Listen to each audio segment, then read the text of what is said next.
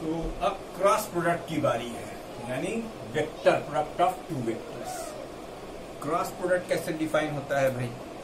ठीक है, देखिए वेक्टर प्रोडक्ट, वेक्टर और cross product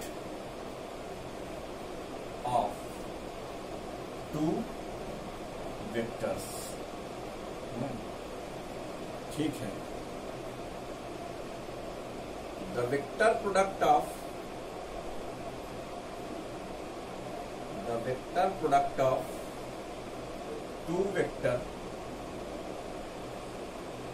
two vectors is defined as the product of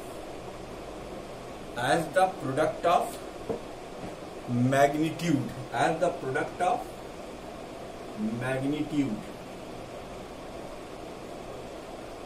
of two vectors, sine of the angle between them, sine of product of two vectors and sine of the angle between them,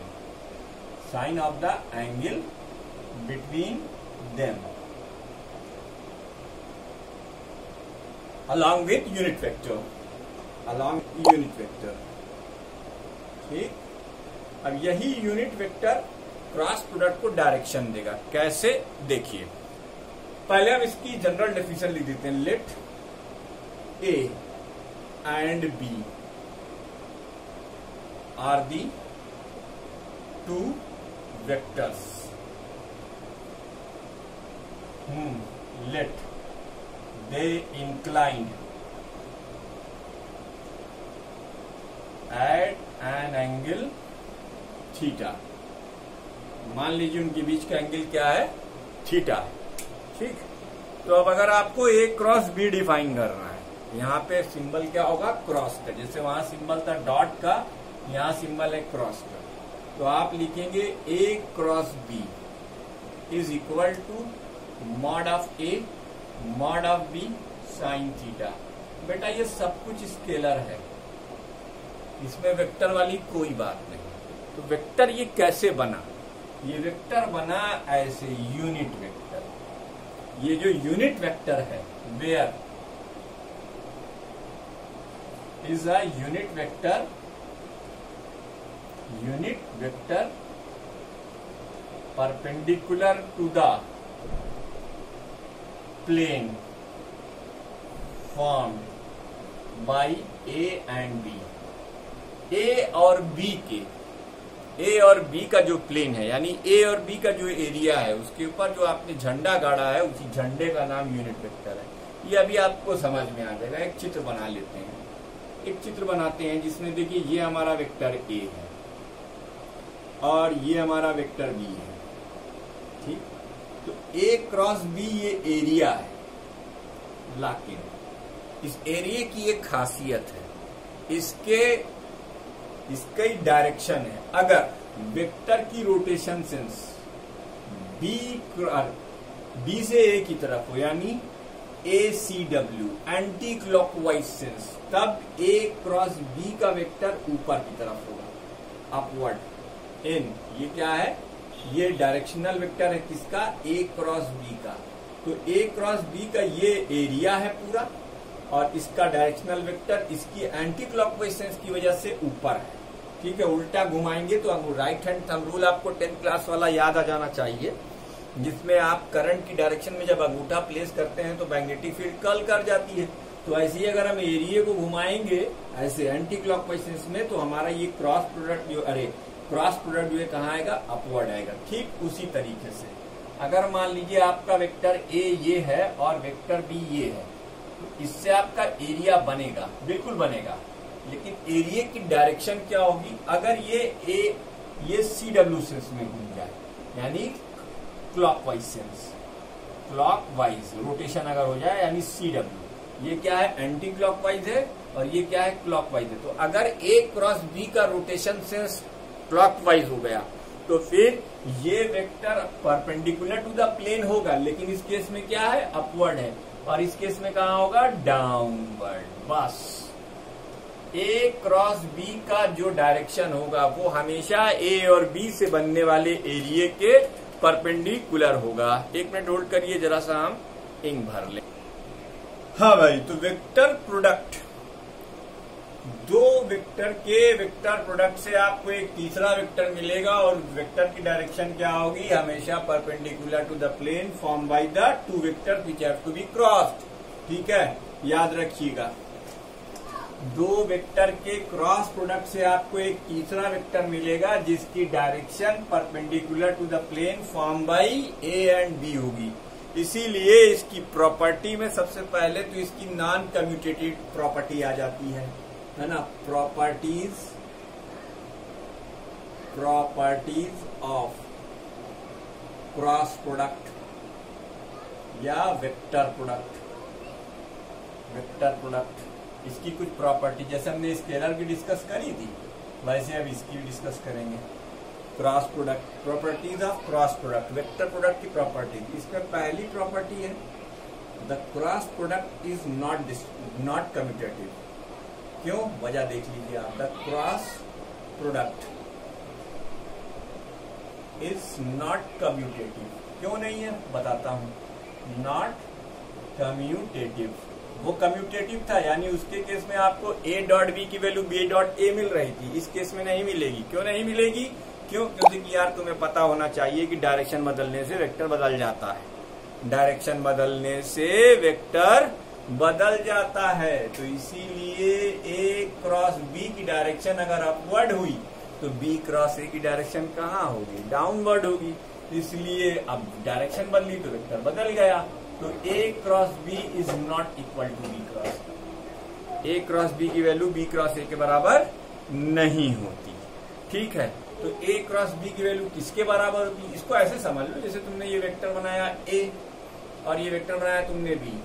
अब ये तुम्हारा a cross b है, ये क्या है तुम्हारा a cross b है। a cross b की रोटेशन सेंस ये होगी, तभी तो a क्रॉस b अपवर्ड आया, पॉजिटिव आया, यानी ये यूनिट वेक्टर n किस डायरेक्शन में है, a क्रॉस b का। ठीक, अच्छा, अब अगर तुमने यही वेक्टर ऐसे बना दिया, ये वेक्टर तुमने ये बनाया और ये वेक्टर तुमने ये बनाया, ये भी एरिया है, लेकिन इस बार तुम्हारी anti clockwise sense, clockwise sense में रोटेशन। तो अब n कहाँ हो गया, n नीचे हो गया, b क्रॉस a। ठीक, तो देखो सामने तुम्हारे b क्रॉस a और a क्रॉस b की डायरेक्शन बदल जा रही है, यानी उस डायरेक्शन में नहीं है, सिर्फ क्या बदला हमने, rotation sense. a cross b का rotation sense clockwise anti clockwise था और b क्रॉस a का रोटेशन सेंस क्लॉकवाइज है। तो क्लॉकवाइज होने की वजह से इसका डायरेक्शन नीचे आ गया। ठीक है, क्योंकि वो ऐसे घूम रहा था और इसका डायरेक्शन एंटी क्लॉकवाइज होने की वजह से ऊपर चला गया। तो a cross b cross a के बराबर नहीं होता। कब बराबर होता है, अगर इसको बराबर आपको लिखना ही है तो आप लिखेंगे a cross b is equal to minus का b क्रॉस a। तब इट इज अंडरस्टूड दैट कि ये यूनिट वेक्टर और ये यूनिट वेक्टर ये दोनों क्या है, अपोजिट डायरेक्शन में है। ठीक है, चूंकि चलिए इसको n1 मान लेते हैं और इसको n2 मान लेते हैं आपको समझाने के लिए। n1 is equal to minus का n2, ये दोनों यूनिट वेक्टर एक दूसरे के अपोजिट डायरेक्शन में होने के नाते माइनस हुए, इसलिए ये माइनस हो गया। लेकिन दूसरी प्रॉपर्टी जो आपने पढ़ी थी डॉट प्रोडक्ट में, वो यहाँ पर अप्लाई होती है। द क्रॉस प्रोडक्ट या vector product, the vector product is distributive. ये डिस्ट्रीब्यूटिव होता है बच्चों, ये याद रखना, डिस्ट्रीब्यूटिव। ठीक है, दैट इज, मान लीजिए कि आपके पास तीन वेक्टर्स हैं, आपने लिखा a cross b plus c। ये देखिए ये तीन वेक्टर्स हैं। अब इसको आपने लिखा a क्रॉस b प्लस सी, तो आप इसको लिख सकते हैं a cross b plus a cross c। ये आप लिख सकते हैं a cross b plus a cross c। ठीक है बाबू, ये दूसरी प्रॉपर्टी हो गई। अच्छा, आओ अब देखा जाए the vector product of two mutually perpendicular vector,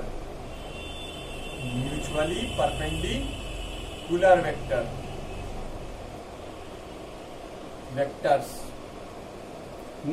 क्या कहते हैं इनको? Orthogonal vectors. That is orthogonal vectors.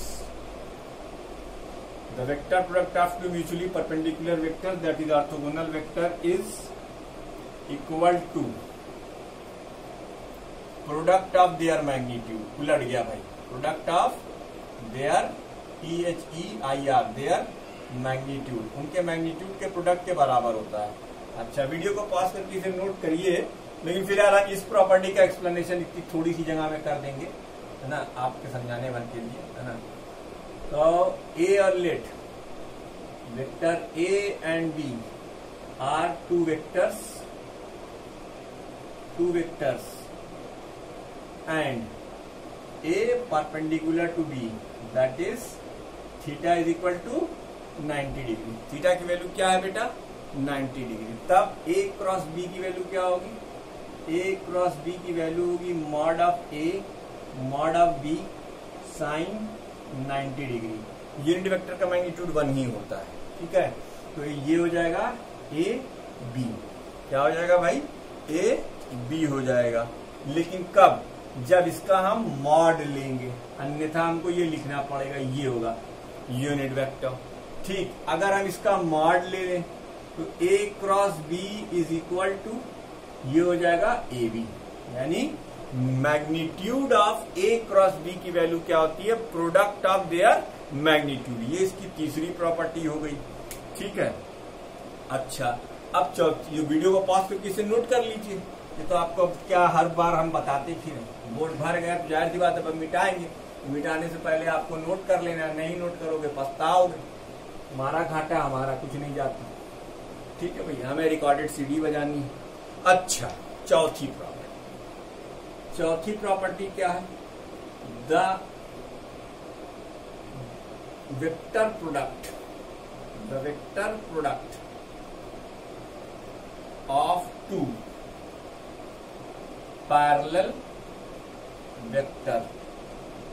Vectors is a null vector, ठीक है।